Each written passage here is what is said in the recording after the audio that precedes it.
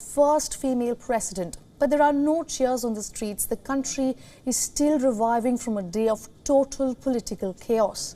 It was anticipated to be a tense day in Lima, but the crisis snowballed even before the Congress gathered.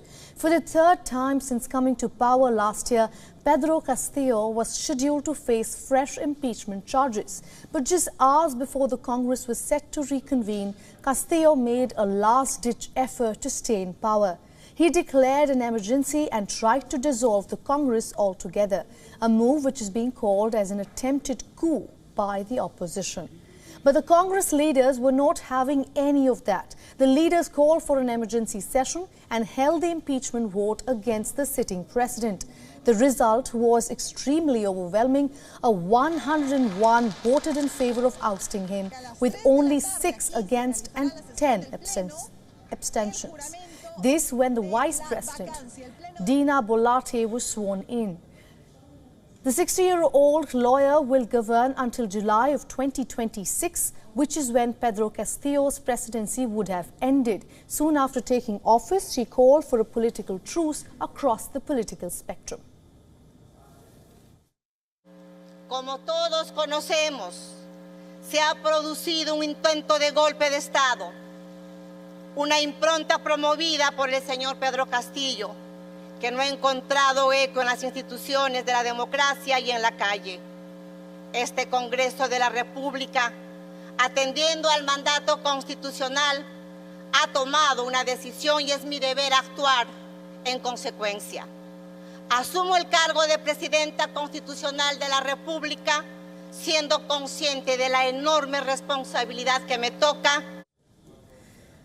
Now, after the impeachment, Castillo was seen on the police premises, and a statement by the prosecutors say he has been detained. He has been charged for conspiring and launching a rebellion. Some images also have been released from the chambers of anti-corruption prosecutors. Castillo can be seen sitting with his team signing official papers. Now in Peru, politics is as volatile as it can get. Boluarte is the 6th president of the country in 5 years. In fact, there was a time in 2020 when Peru saw 3 presidents within the space of 5 days. Most top leaders are battling corruption charges in the country, and the non-ending political crisis has only added to the woes of the people.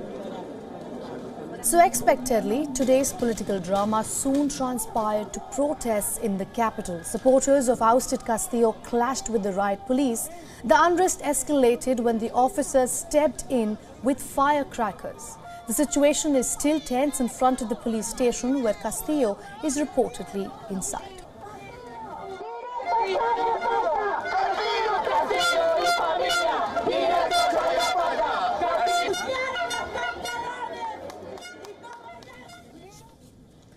Now for more on this, we are being joined live by Jamil and Jaffer from Washington, D.C. He's an international affairs expert and the founder and executive director of National Security Institute. Welcome to the broadcast. Thanks for having me. Jamil, for someone who has not been tracking Peru politics very closely, can you explain to our viewers what led to today's crisis? Well, you know, President Castillo had been in office for about 16 months. As you were pointing out earlier, Peru's had a lot of turnover in its government. In the last 5 years alone, they've seen 6 presidents, 3 presidents in just a few months span, just a few years back. So there's been a lot of turmoil in their politics. He's been in office actually for quite a long while, but he's been a controversial president. He's the first leftist elected to Peru's presidency in quite a while. And twice the parliament tried to impeach him recently. They failed both times until his attempt now to seize power, at which point he was actually removed from office. The police came in and took him away, and he's now being held in custody after the armed forces and the police and the legislature all got together and determined that his actions in an effort to suspend the Constitution, suspend Congress, suspend the parliament was ultimately unlawful.